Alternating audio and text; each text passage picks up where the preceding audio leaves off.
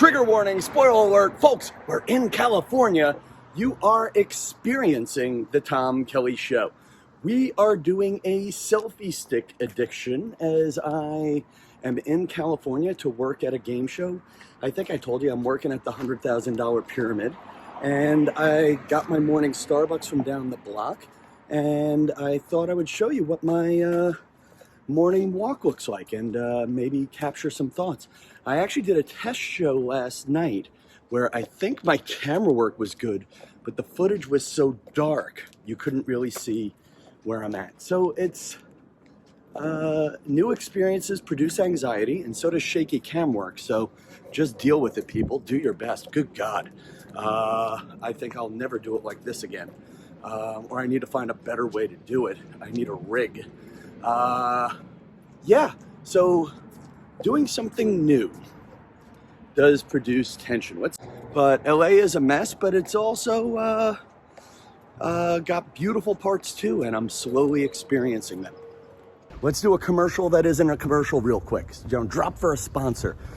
Kelly Banks is a friend of Michael Strahan's, and she makes the best damn brownies on earth. KellyBanksCakes.com. She does mobile orders, or not mobile orders, she does orders where you can have them sent to your house. So why don't you do yourself a favor, friends? Do yourself a favor, go order Kelly Banks Cakes. Tell her Tom Kelly sent you. She could use the business right now because she had the power go out in a big storm in the Northeast. And so every time she's been making a cake, the power goes out. So maybe we could give her some business to make up for some of the business she lost. And there you go. So back to me. We'll talk a little bit about news first, because I find news helps news and the algorithm work well together. So yeah, so we'll do some news and news for the algorithm's sake. First of all, I'm where God wants me to be. Stephen Colbert, and I wish him speedy recovery. Speedy recovery. Got COVID for the day that I was supposed to work at Stephen Colbert.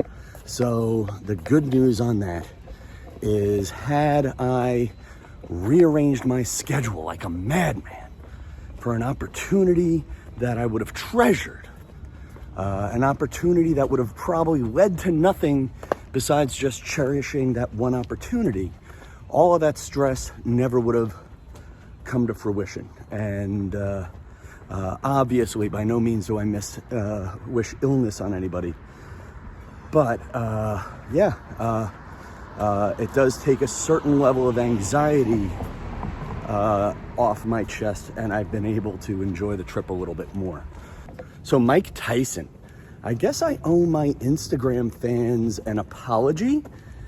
I took stock footage from my Tuesday flight from TikTok. And when I read the Mike Tyson got in trouble on a plane news, I did a little TikTok and Instagram live with Mike Tyson punch out music and put I'm on the plane with Mike Tyson. So basically, people, a lot of people thought I was really on the flight. Folks, if I was really on the flight with Mike Tyson, and we'll talk about the story in a second. Mike Tyson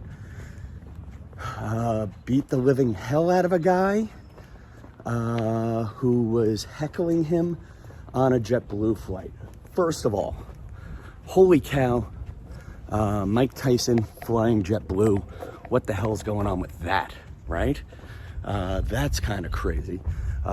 Second of all, we'll get into the free speech conversation of,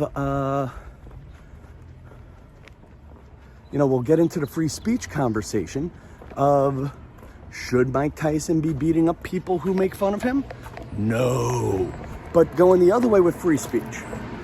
I mean, what's the difference between Mike Tyson on a plane? Oh, look at that runner just coming past me. What's the difference between Mike Tyson on a plane and the difference between, Will Smith smacking Chris Rock? And the difference is simple, friends. The difference is simple. Chris Rock and Will Smith were in a performing space, the Oscars. whoever was heckling Mike Tyson was on a personal trip, friends, you know? He did the whole thing of he was nice to the fan. I think he even took a picture with the damn guy. And there you go. He took a picture with the damn guy and said, hey, all right, guy, gotta get going. Hey, all right, let's get a picture. And then the guy kept talking and heckling him, and I don't know what the hell happened. I don't know what the guy said, so I don't want to justify anything. But folks, maybe when you're on a plane and you're in an enclosed place, maybe you don't fuck with, maybe you don't mess with convicted rapist and former champion boxer Mike Tyson. You know what? The guy's a little crazy. I think you have to be a little bit, I mean, listen, Mike Tyson, crazy, convicted rapist, professional birder, and yeah, crazy man. Mike Tyson. Yeah, I don't know, people. You just don't mess with a guy like that. You know, and it's a great free speech thought. Who would we mess with if everybody was Mike Tyson? You get what I'm saying? You know, like, who would you mess with? Like, would I be as funny with the crowd work if everybody were Mike Tyson? You know, and I think that's sort of the great thing about free speech. Maybe we should all speak. I just picked my nose. Oh, there we go. And here's the thing with free speech. Maybe we should all, how do I say this? You know, maybe when we do free speech, when we consider the words that come out of our mouth, maybe we should all act like we're talking to Mike Tyson on a plane, all right? Use your manners. Don't say anything. Act like the person would hit you, but maybe the person should never hit you. Oh my God, beautiful dogs. And we're coming up, ladies and gentlemen, on my favorite part of my walk to work, the Brady Bunch House.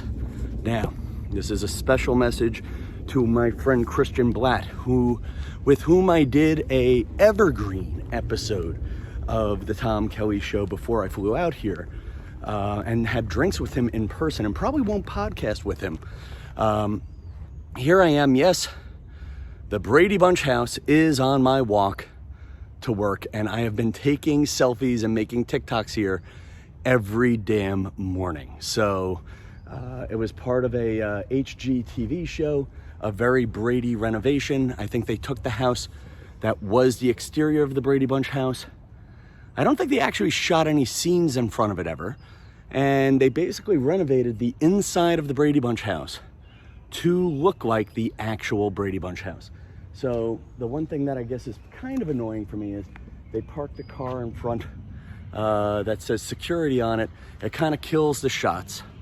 But going the other way for a second, if you actually paid money to make your house look like the Brady Bunch house, are you going to be surprised that you have people who want to take pictures in front of it 24 hours a day? You know, like, it's funny, like, I grew up on Long Island, and, you know, one town away was the Amityville Horror House. And the Amityville Horror House was, you know, one of the stops for teens. When teens who couldn't go to the bars, the bowling alleys closed, what do? All right, let's go for a walk. Let's go drive past, let's go get in a car and we'll drive past the Amityville Horror House. That was one. And then there was the Satan House on Daniel Street in North Massapequa. If you are in Massapequa, the Satan House, I don't know the history of it, but it looks like, the best way to explain it is 1313 Mockingbird Lane, which was the house from the Munsters. It just is out of nowhere.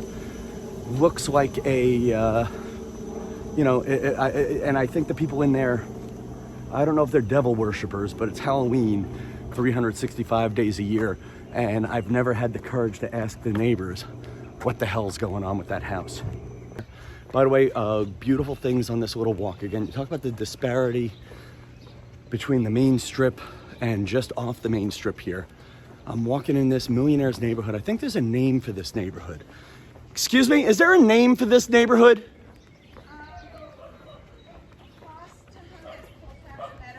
That's what, Colfax Meadows. And what's this one? This is beautiful. Here, I just think it's, I think this is just considered Studio City.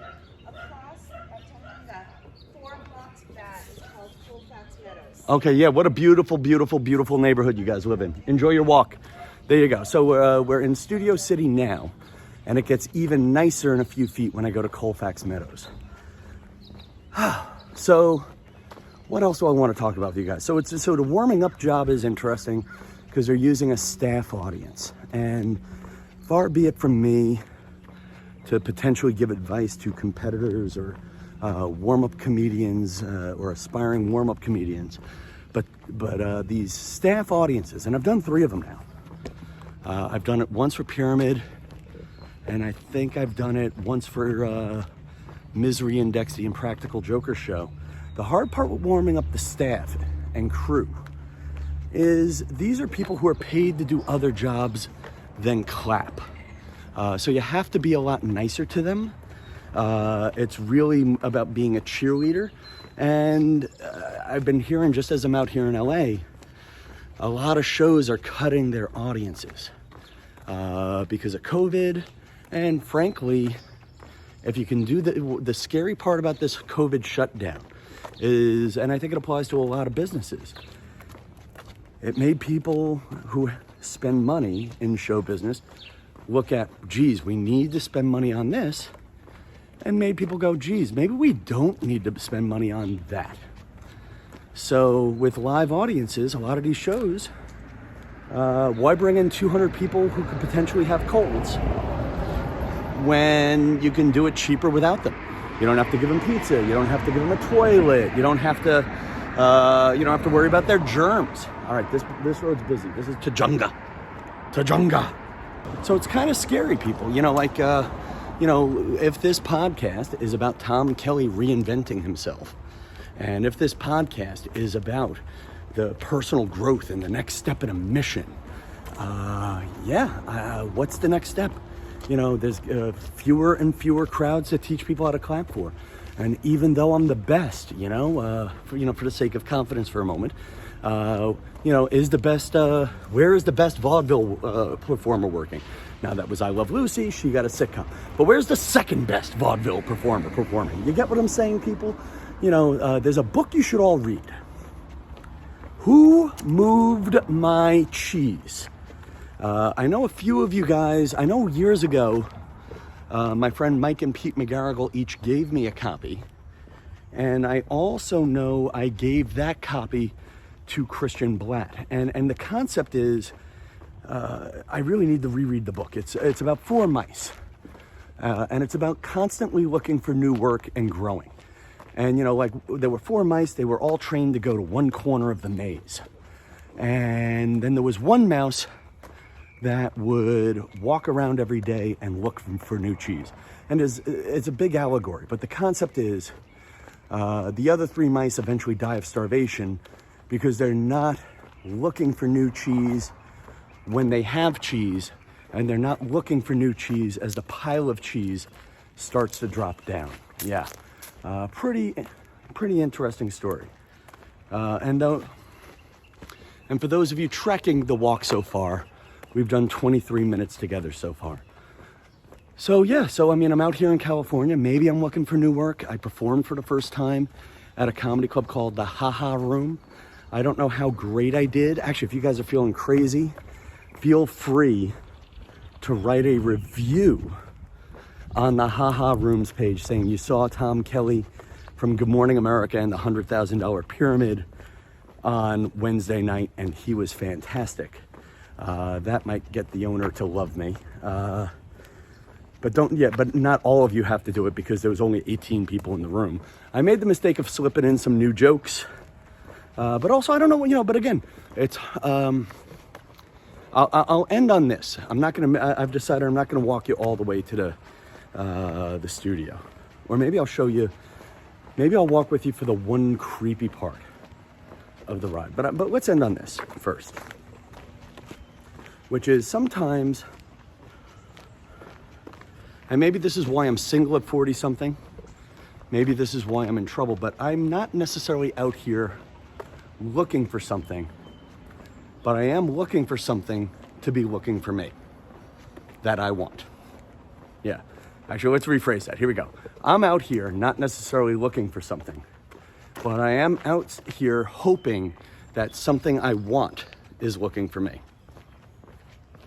So now for the weirdest part of my walk, especially the first time I did it.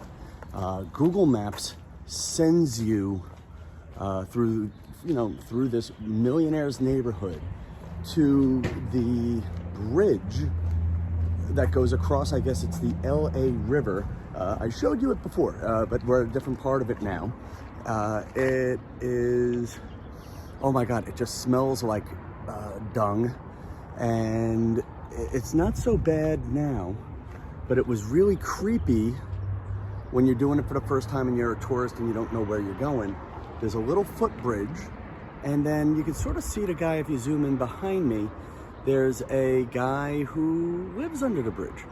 And, actually the guy was very pleasant, but you don't know that if you're the first time. When it's the first time you're there, you don't know if the man down by the river is a pleasant man or not. And, you get a little bit nervous, and the bridge is kind of creepy, especially if you're walking by yourself. And it's funny, I'm even noticing like all the people who seem to live here. There's a nature trail on this side, but that side seems to be literally the wrong side of the tracks. So it's just funny, or I guess you don't realize, I haven't had these feelings for a long time. It's kind of like, especially when you're walking at night, you start to wonder, oh my God, is the monster under the bed? Is the troll under the bridge? And like, you ever have that feeling that something's behind you and when it's not? And being scared is really a useful skill, people. If this is a self-improvement podcast, just for a second, a little bit of fear. Being aware of the fear and then intelligently deciding what to do with the fear is kind of a smart thing to do. So, we'll see where it goes. We'll see where all that goes. So that's about it here. Oh, just hit the 2-mile mark with you guys. And here we are, the magic of editing at CBS Radford, or the formerly CBS Radford. Maybe I'll take you on a tour here another day. But right now, thank you for sharing this walk with me. And enjoy your week, guys. I'll be back tomorrow. Good night, Los Angeles.